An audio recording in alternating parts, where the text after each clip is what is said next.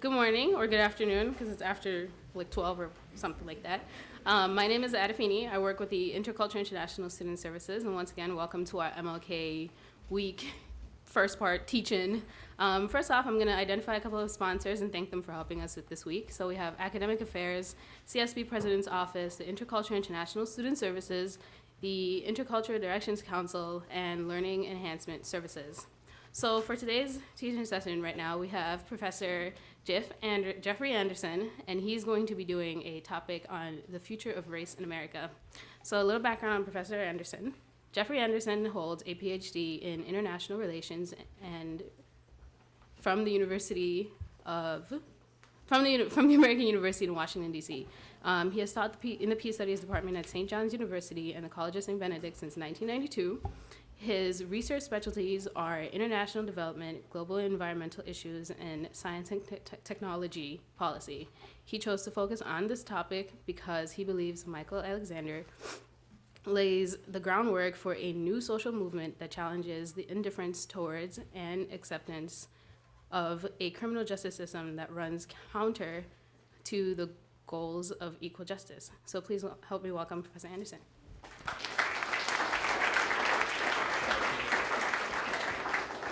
Thank you, Adafini.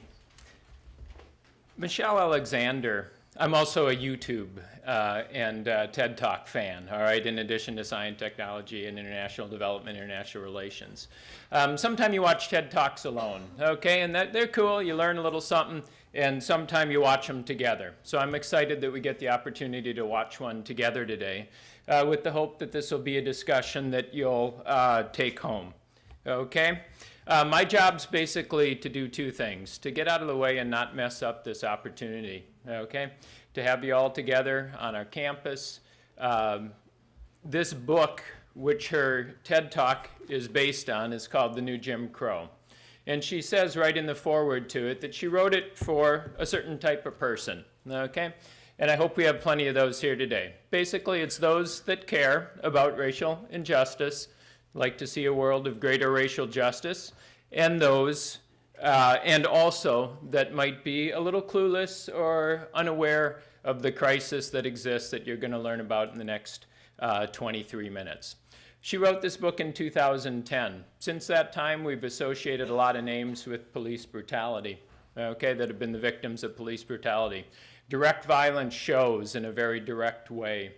And perhaps it can be part of what will help us to form a social movement to deal with some of these greater issues. But her book is about so much more than police brutality.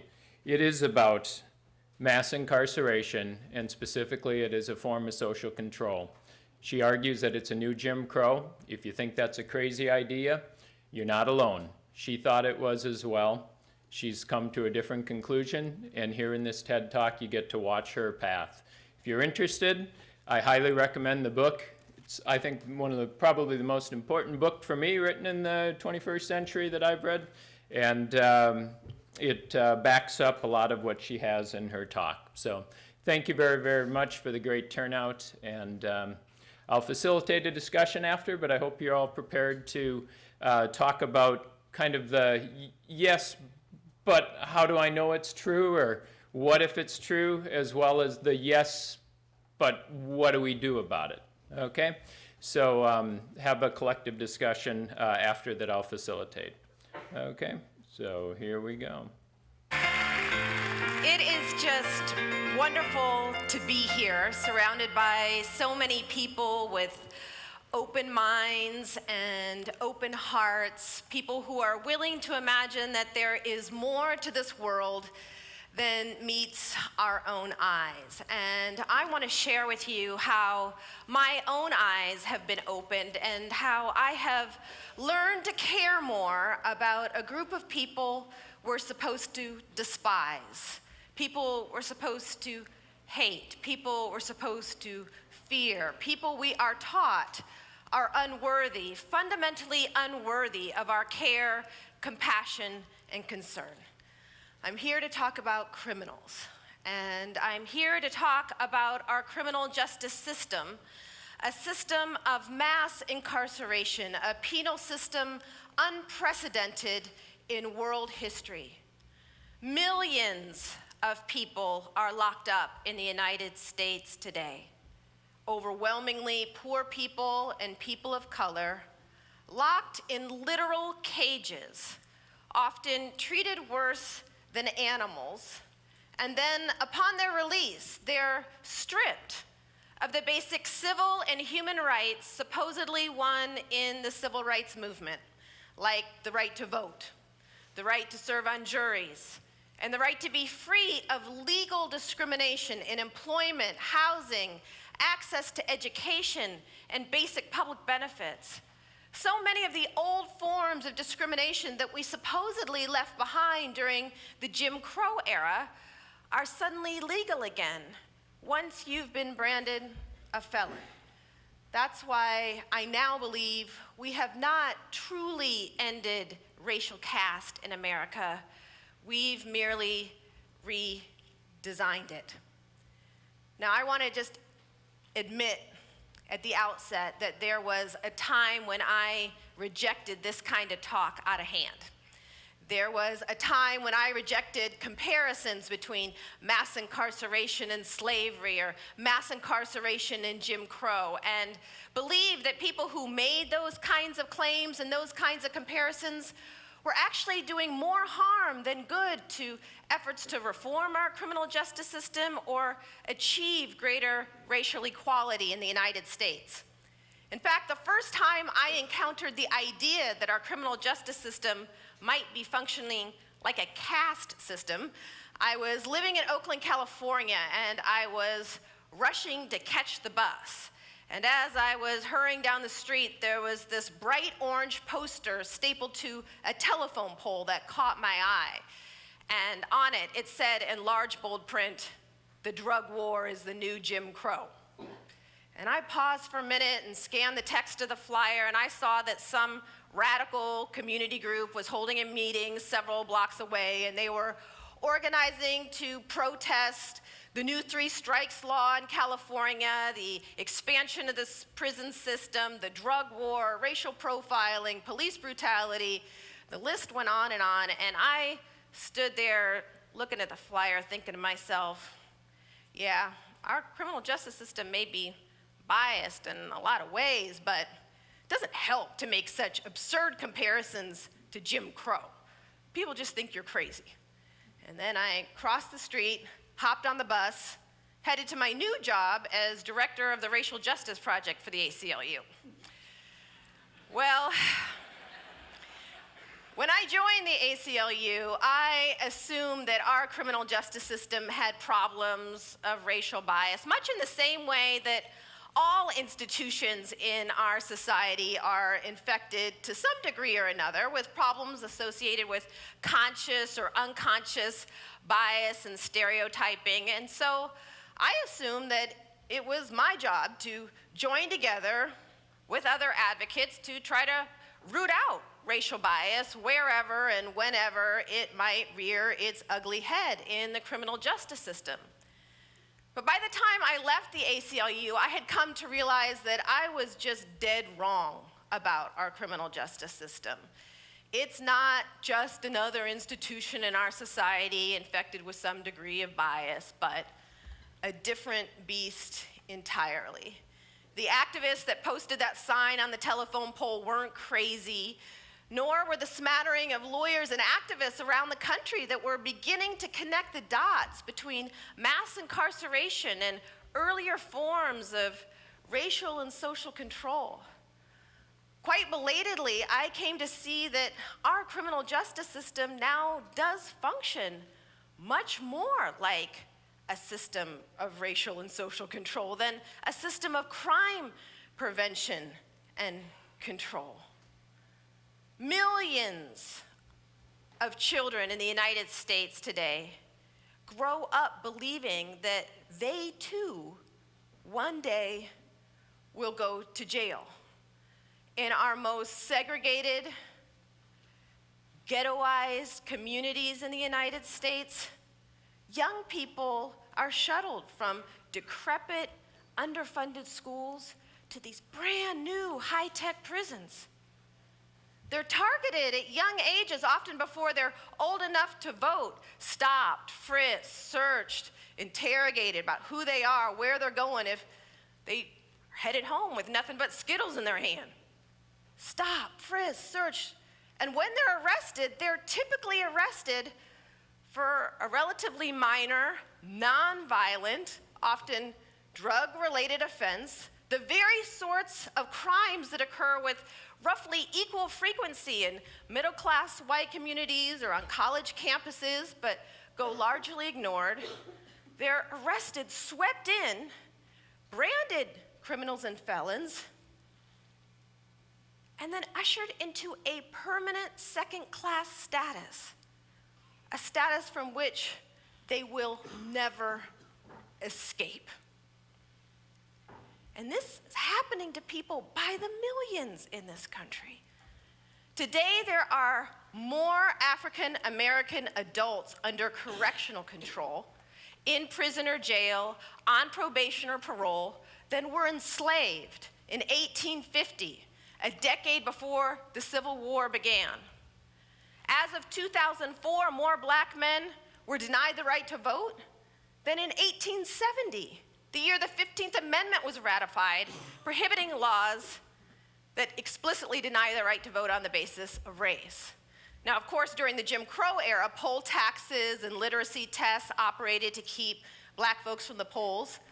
Well, today, felon disenfranchisement laws in many states now accomplish what poll taxes and literacy tests ultimately could not. Now, this isn't a phenomenon that just affects some small segment of the African American community. To the contrary, in many large urban areas today, more than half of working age African American men now have criminal records and are thus subject to legalized discrimination for the rest of their lives. These men are part of a growing undercaste, not class, caste, a group of people defined largely by race, relegated to a permanent second-class status by law. Now, I find that these days when I tell people that I now believe that our system of mass incarceration is like a new Jim Crow, a new caste-like system, people typically react with shocked disbelief. They say, how can you say that? How can you say that? Our criminal justice system isn't a system of racial control, it's a system of crime control. And if black folks would stop running around committing so many crimes, they wouldn't have to worry about being locked up and then stripped of their basic civil and human rights. But therein lies the greatest myth about mass incarceration, namely that it's been driven simply by crime and crime rates. It's not true. It's just not true. During a 30-year period of time, our nation's prison population quintupled. Not doubled or tripled, quintupled. We went from having a prison population in the 1970s of about 300,000 people. Today, we have an incarcerated population of over 2 million. We have the highest rate of incarceration in the world, dwarfing the rates of even highly repressive regimes like Russia or China or Iran. But during this 30-year period of time when our prison population exploded, crime rates fluctuated. They went up, went down, went back up again, went down again, went up, and then down, down, down. And today, as bad as crime rates are in some parts of the country, crime rates nationally are at historical lows. But incarceration rates have consistently soared. Most criminologists and sociologists today will acknowledge that crime rates and incarceration rates in the United States have moved independently of one another. Incarceration rates, especially black incarceration rates, have soared regardless of whether crime is going up or going down in any given community or the nation as a whole. So what explains the sudden, unprecedented explosion in incarceration, if not simply crime and crime rates? Well, it turns out that the activists who posted that sign on the telephone pole were right. The war on drugs and the Get Tough movement, the wave of punitiveness that washed over the United States on the heels of the civil rights movement. drug convictions alone, just drug convictions, accounted for about 2/3 of the increase in the federal prison population and more than half of the increase in the state prison population between 1985 and 2000, the period of our prison system's most dramatic expansion. Drug convictions have increased more than 1,000% since the drug war began. I mean, to get a sense of how large a contribution the drug war has made to mass incarceration, think of it this way. There are more people in prisons and jails today just for drug offenses than were incarcerated for all reasons in 1980. Now, most Americans violate drug laws in their lifetime. Most do. You don't have to raise your hand. Most do. But the enemy in this war has been racially defined. Even though studies have now consistently shown for decades that, contrary to popular belief, people of color are no more likely to use or sell illegal drugs than whites, this drug war has been waged almost exclusively on Black and brown communities. In fact, where significant differences in the data can be found, it frequently suggests that white youth are more likely to engage in illegal drug use, drug abuse, and drug dealing than Black youth. But that's not what you would guess by taking a peek inside our nation's prisons and jails, which are overflowing with Black and brown drug offenders. Human Rights Watch reported at the peak of the drug war that in some states, 80 to 90% of all drug offenders sent to prison were one race, African American. Now, I find that many people, when they see this data, they say, oh, that's a shame, that's a shame. But, we need a war on them in the hood. Because that's where the violent offenders can be found. That's where the drug kingpins can be found. But what many people don't realize is this drug war has never been focused primarily on rooting out the violent offenders or the drug kingpins. Federal funding in this war has flowed to those state and local law enforcement agencies that boost the sheer numbers of drug arrests. It's been a numbers game. Law enforcement agencies have been rewarded in cash by the millions for the sheer numbers of people swept in for drug offenses, virtually guaranteeing that law enforcement goes out looking for the so-called low-hanging fruit, stopping, frisking, searching as many people as possible to get their numbers up.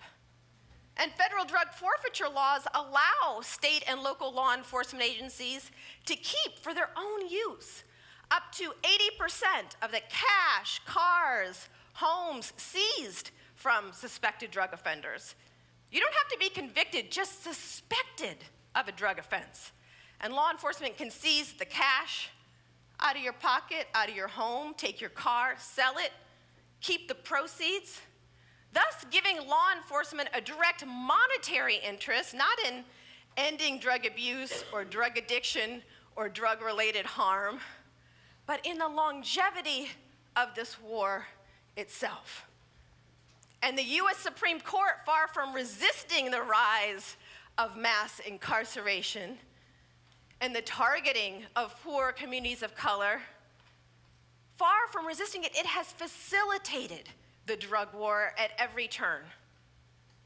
The U.S. Supreme Court has eviscerated Fourth Amendment protections against unreasonable searches and seizures, giving the police license to stop, frisk, search just about anyone, anywhere, without a shred of evidence of any criminal activity, as long as they get consent, which is really just compliance.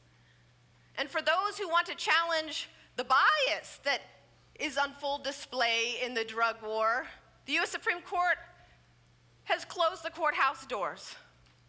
The cases that I was bringing challenging patterns and practices of profiling by the police can't even be filed in a court of law today. In a series of cases beginning with McCleskey versus Kemp and Armstrong versus the United States, the U.S. Supreme Court has ruled explicitly that it does not matter how overwhelming your statistical evidence is. It does not matter how severe the racial disparities are. Unless you have proof of conscious intentional bias, tantamount to an admission by a law enforcement official of bias, you can't even state a claim for race discrimination in the criminal justice system today. In this way, the US Supreme Court has effectively immunized the system of mass incarceration from judicial scrutiny for racial bias, much in the same way that it once rallied to the defense of slavery and Jim Crow in their days. But of course, being swept into this system at a young age with little hope of challenging the tactics or the bias that got you there is just the beginning of the odyssey for so many. Because once you're swept in, you're ushered into a parallel social universe in which the basic civil and human rights that apply to others no longer apply to you. For the rest of your life, you've got to check that box on employment applications asking the dreaded question, have you ever been convicted of a felony? Doesn't matter how long ago that felony may have occurred, months ago, weeks ago, or 35 years ago. For the rest of your life, you've got to check that box knowing full well your application's going straight to the trash. Housing discrimination perfectly legal by public landlords and private housing landlords and officials. Public benefits are off limits to people who have been convicted of felonies, like food stamps. Under federal law, you can't even get food stamps if you've been convicted of a felony. What are people released from prison supposed to do? Can't get a job, barred from public housing, private housing, even food stamps may be off limits to you? Well, apparently what we expect them to do is to pay hundreds or thousands of dollars in fees, fines, court costs, accumulated back child support. And paying back all these fees, fines, and court costs can be a condition of your probation or parole. And then get this, if you're one of the lucky few who actually manages to get a job following release from prison, up to 100% of your wages can be garnished to pay back all those fees, fines, court costs, and accumulated back child support. What do we expect folks released from prison to do? I say when we take a step back and view this system as a whole, how it operates practically from cradle to grave in some communities, you have to ask yourself, what does it seem designed to do? It seems designed, in my view, to keep sending folks right back to prison. And that is what, in fact, happens the vast majority of times. About 70% of people released from prison nationwide return within a few years, and the majority of those who return in some states do so in a matter of months because the challenges of mere survival on the outside are so immense. So what do we do? What do we do? Well, my own view is that nothing short of a major social movement has any hope of ending mass incarceration in the United States. And if you imagine that surely something less could do, somehow we could tinker with this machine and get it right, consider the sheer scale of this system. If we were to return to the rates of incarceration we had in the 1970s, before the war on drugs and the Get Tough movement kicked off, we would have to release 4 out of 5 people who are in prison today. 4 out of 5. More than 1 million people employed by the criminal justice system would need to find a new line of work. Private prison companies now listed on the New York Stock Exchange and doing quite well even during times of economic recession, those companies would be forced into bankruptcy. This system is now so deeply rooted in our social, political, and economic structure, it's not going to just fade away or downsize out of sight without a major upheaval, a fairly radical shift in our public consciousness. Now, I know that there's many people today who will say, well, there's just no hope of ending mass incarceration in America. Just as many people were resigned to the old Jim Crow in the South would say, oh, yeah, it's a shame, but that's just the way that it is. I find that so many people of all colors view the millions cycling in and out of our prisons and jails as just an unfortunate but basically inalterable fact of American life. Well, I am confident that Martin Luther King Jr. and Rosa Parks and Ella Baker and Ann Braden and all those young people who risked their lives getting on buses and taking freedom rides through the South to end the old Jim Crow, they would not be so easily deterred. So I believe we have got to pick up where they left off and do the hard work of movement building on behalf of poor people of all colors. In 1968, Dr. King told advocates that the time had come to shift from a civil rights movement to a human rights movement. Meaningful equality, he said, could not be achieved through civil rights alone. Without basic human rights, the right to work, the right to a quality education, the right to housing, without basic human rights, he said, civil rights are an empty promise. So in honor of Dr. King and all those who labored to end earlier systems of racial or social control, I hope we will commit ourselves to building a human rights movement to end mass incarceration, a movement for education, not incarceration, a movement for jobs, not jails, and a movement to end all those forms of legal discrimination against people released from prison, discrimination denying them basic human rights to work, to shelter, and to food. But before this movement can truly get underway, a great awakening is required. We've got to awaken from this colorblind slumber we've been in to the realities of race in America. And we've got to be willing to embrace those labeled criminals, not necessarily all their behavior, but them, their humanness. For it has been the refusal and failure to recognize the dignity and humanity of all people that has been the sturdy foundation for every caste-like system that has ever existed in the United States or anywhere else in the world. It's our task, I firmly believe, to end not just mass incarceration, not just the war on drugs, but to end this history and cycle of creating caste-like systems in America. Thank you so much for having me here today. Thank you. Thank you.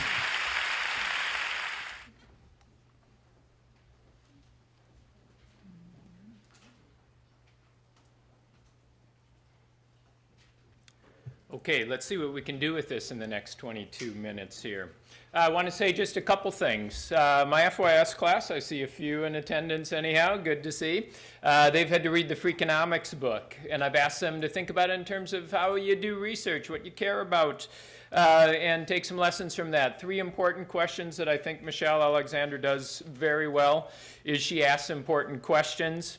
She challenges the conventional wisdom being that the criminal justice system is set up to reduce crime and keep us safe. You'll have to read her whole book if you want to see it fully unpacked, but it's a very, very data-driven approach to it. So she has the data behind it, and what I tried to do in preparation for our discussion here today was to fill in, is kind of load into my head as much of her arguments that you might be interested in knowing more about. But yes, well, how can she argue that, or what does she actually think we should do about that? So I tried to load in as much as I could there. Second, a little shout out to, I think I see some from my honors medicine class.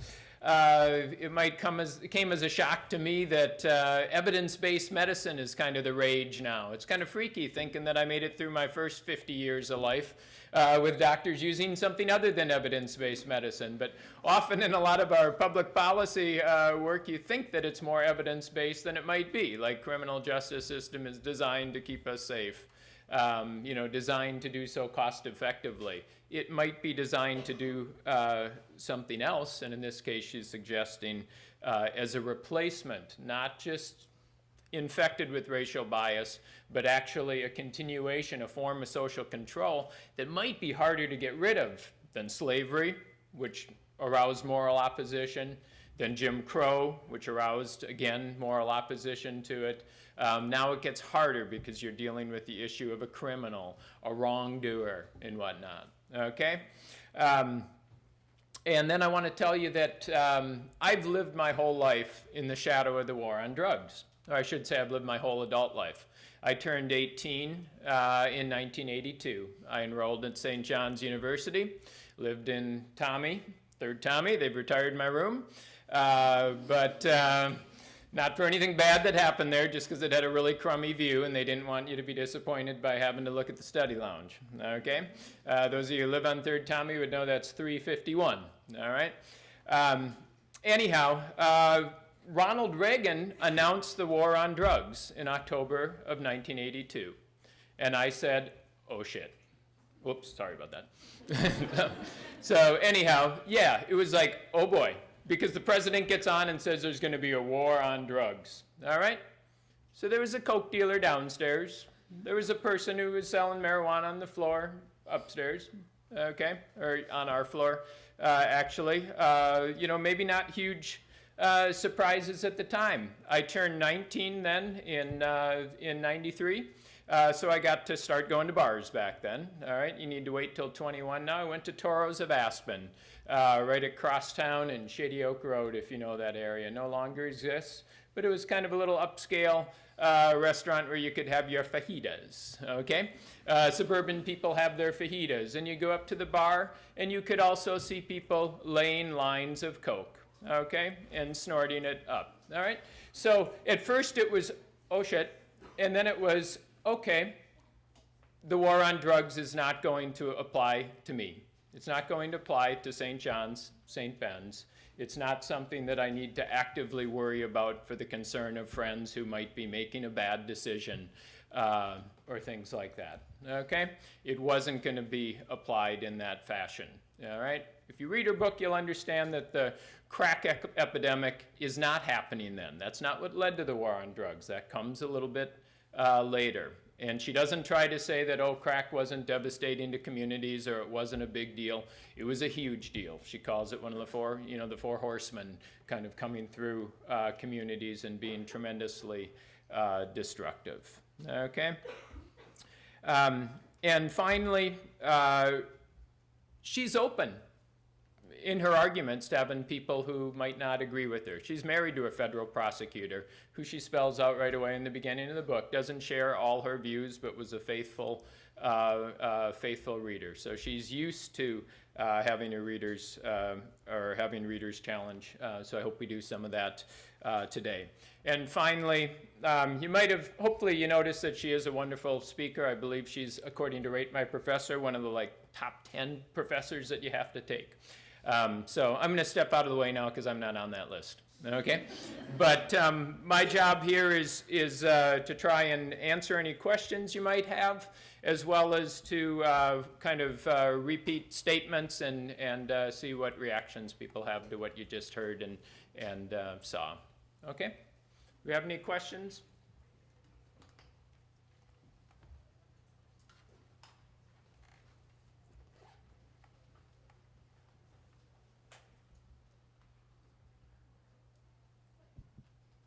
Okay.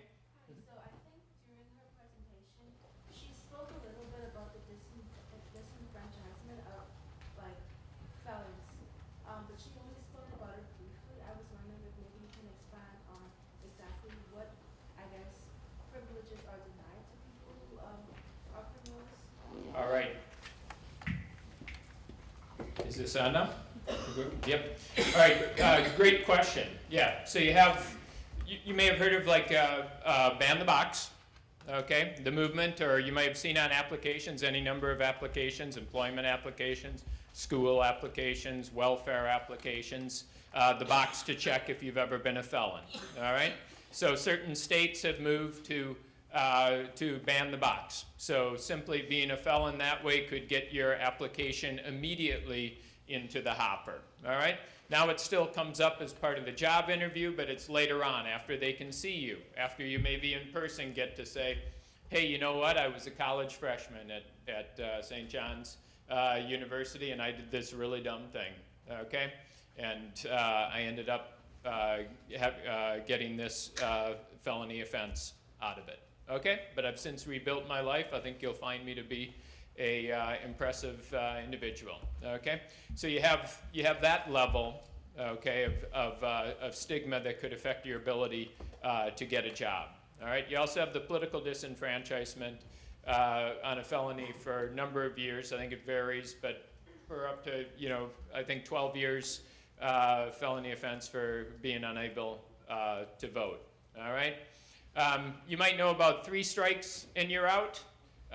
Clinton, essentially President Clinton, created a 1 strike and you're out on things like access to public housing and welfare and all sorts of social support like that. So 1 offense, criminal drug offense, and you're out for having access to those programs. All right.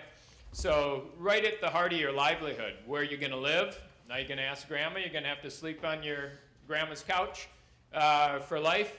If you don't have a house, you think you're really qualified to take care of those kids of yours?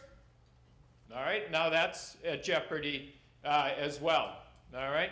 So that's another, so you're right at the heart of the core issues of being a parent, of having a place to sleep, of having meaningful work. All right. So that's why sometime if you think about like that the solution is just to be a little smarter on drugs by reducing the sentences, not true, because she's talking about incarceration. Yes, our prison population is growing significantly because of the length of time that you serve. Up until 1986, the year I graduated from here, under federal offenses for your first drug offense, the longest time I think you could serve was like 1 year. All right. Since then, we've gone into all the things where you can get into 3 strikes and you're out. The crack versus cocaine sentencing was about 100 times on an equivalent basis amount more punitive for having crack, which was seen as a drug primarily of African Americans, and cocaine, as I mentioned at the restaurant, more of a drug of whites. Tremendously different sentencing guidelines. But even if you reduce the sentence, you still have that issue of you have a felony, and all those things would apply. Okay, so those are some of the major ones, but she unpacks them in a whole chapter. Her book is wonderfully organized, which is why I use it for my FYS class, because it shows you how to make an argument and be able to say, like, well, what are the effects? You're saying there are a lot, and she goes through them. So she has a whole chapter just on that. Mm-hmm. Other questions or comments? Mm-hmm. What effect has Black Lives Matter had on this issue? Because there has been quite a bit in the media lately about, unlawful stopping and that kind of stuff. So the stop and frisk is a good one. How much else? I'm going to throw that question kind of back. What's your take on the Black Lives Matter and essentially the focus on police brutality recently for what you saw here today? Do you feel like the movement, not just the movement, but the media coverage of what's going on made you educated on all this, so this was all a waste of time, knew it all already before you... because it's actually, police brutality is a relatively small portion of her book here, okay? Even though it can kind of go together. I would say that my own gut would be that it hasn't really led yet to a broad educational movement on this, but I think the idea that Black Lives Matter, all right, applies perfectly to what she's talking about, because it's not just the question of the person who got beat up. It's the question who's absolutely no different than you, but just through selective policing, through selective, the most discretion, it's discretion at all these different levels, at that stop and frisk level. All right, I was driving on 94 today. I passed a trooper. I did something that could have got me pulled over as suspicious. Do you know what it was? I drove too carefully. Pulled hands 10 and 2, slowed down right to the speed limit. That is suspicious behavior. Recognized by the courts that would be sufficient to pull me over, all right? And then hold me up for a bit, all right? So either consent-based, if I don't know that I could have refused to have my car looked at there. or actually meeting one of the kind of suspicious behaviors. All right? Sometimes simply having a mixed race vehicle can be suspicious. All right? So it's amazing. Someone simply looking nervous. See some nervous looking people out there. What are you hiding, huh? Get the police in here. Okay? So I think it should lead to that, for sure. But if people care to comment on that, has the recent focus on sort of police shootings or police brutality opened this all up for you, or not? Something important to ask. Other questions, comments? It seems like for me that the presentation raises two problems. The first is that many blacks were sent to prisons by wrong reasons. Another problem is that people who were left prisons and they were mistreated. And I can understand that the first problem is directly related to racial issues because they sent there by their race. The second problem, I don't know if that's related to race because everyone can be.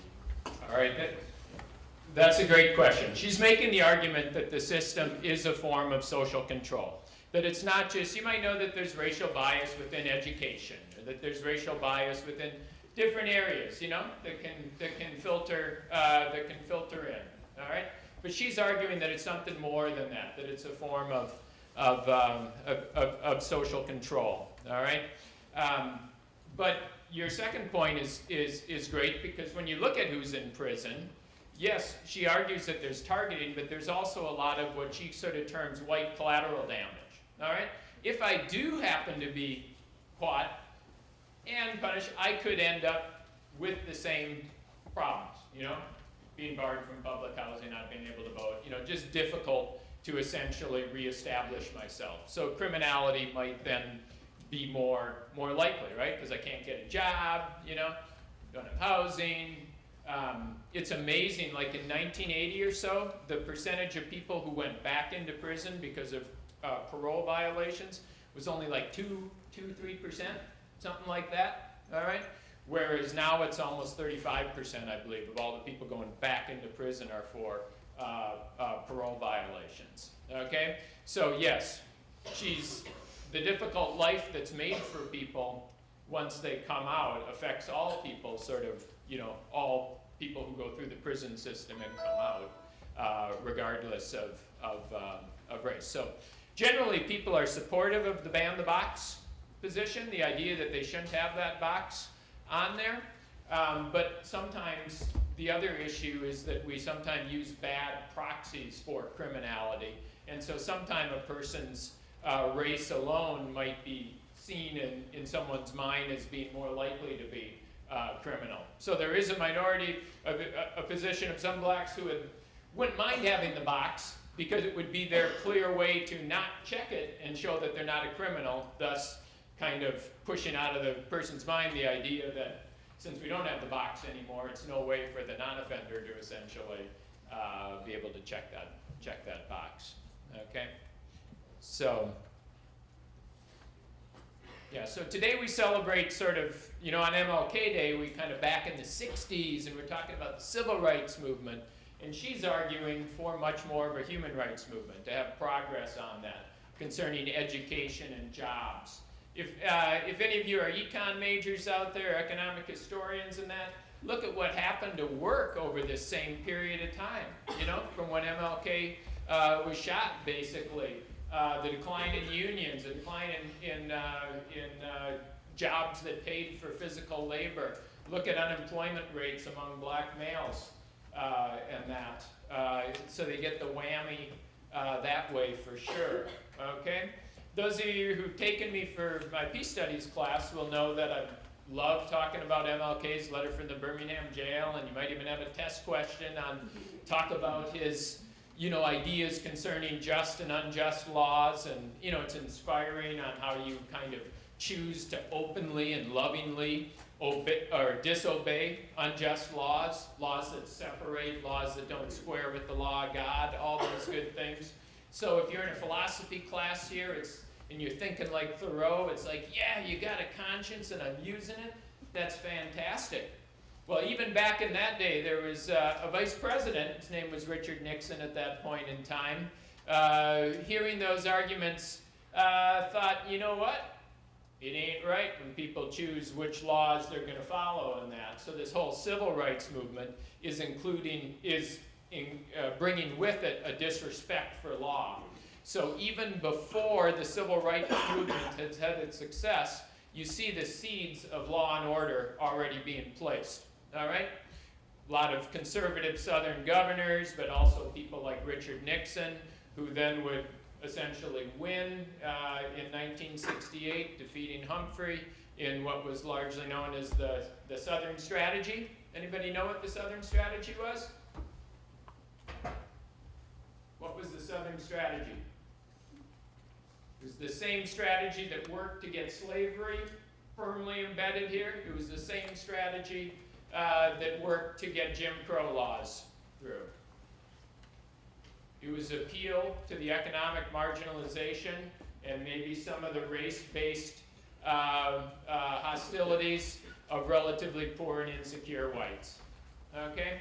But now, as the civil rights movement, it's not cool to do that on race anymore. All right? So you do it on crime. So tough on crime becomes sort of coded language for racial control or social control. Okay? So you're appealing to that white voter. It was called the Southern Strategy that got Nixon elected in 1968.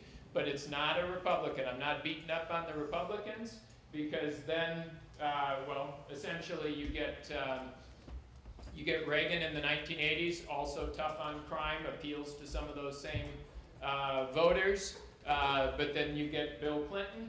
So this battle for this voting group, and you see Bill Clinton, who was determined that essentially no Republican was going to be tougher on crime than his positions would be. So he supported in his 1994, we just had Obama's State of the Union. In 1994, if you listen to Bill Clinton's State of the Union, that's where he will talk about this great new plan, 3 strikes and you're out, all right, at the national level, all right, for there had been, 3 strikes and you're out at state level before. But Bill Clinton, Democratic president, much beloved by some of the African American community, was essentially responsible for implementing some of the laws that led to the most disenfranchisement of people based on criminal offenses. Not just the length of the prison terms, but taking them out of their ability to work and have meaningful lives after. Another question? Thoughts? So, I'm wondering if this was kind of like an accident, because obviously like every rule that got implemented gradually served a purpose at some point, but now it's just kind of like a form of social control. So I'm wondering, is it the system that's broken, or is it the fact that it's so racially biased? Is that, I'm just wondering what the main issue is that people have a problem with. Yeah, it's a great question, and at the end of her book, she kind of addresses it. She doesn't think the focus on, because you might have heard that this is costing us a lot of money. This is like stupid, you know? It's costing the American taxpayer a lot of money to imprison people for nonviolent drug offenses. How many people have heard that argument? Yeah, probably everybody should be. And then you have a libertarian argument that, drug offenses, whether you're smoking pot or not, is probably a lot less likely to hurt or kill somebody than the 5 or 7 or 10 miles per hour over, I'm not going to say which, that I was going when I passed that trooper. Okay? All right? So we're all criminals. All right? So you got this kind of, you've got this kind of selective bit to it. But she doesn't believe that just to focus on cost or just to focus kind of on limiting government control or giving it back to states' rights, because what's really cool is, when Reagan announced this war on drugs, do you think that was popular with a lot of conservative governors and whatnot? Now, there was a pretty strong states' rights bit. They want to make the laws, concerning crimes and whatnot. So part of the buyout there was the fact that they ended up getting a lot of money, a lot of military equipment in some cases. So SWAT teams, which used to be used in like hostage situations, now are used to knock down doors and get drug offenders and whatnot. So her argument, rather than mine in this case, but I do share it on this one, and share it in the sense of MLK called for us to be love-struck with one another. And what she meant by that is not all goo-goo eyes, but to be kind of intimately involved, connected with the lives of others across race and class, and anything that kind of stands in the way of that puts us at risk. And of course, there's a ton that stands in the way between us and a criminal, okay? Particularly when that criminal has been defined across lines of race, and if it's a result of, she uses the term caste, not class, because class involves more mobility, you know what I mean?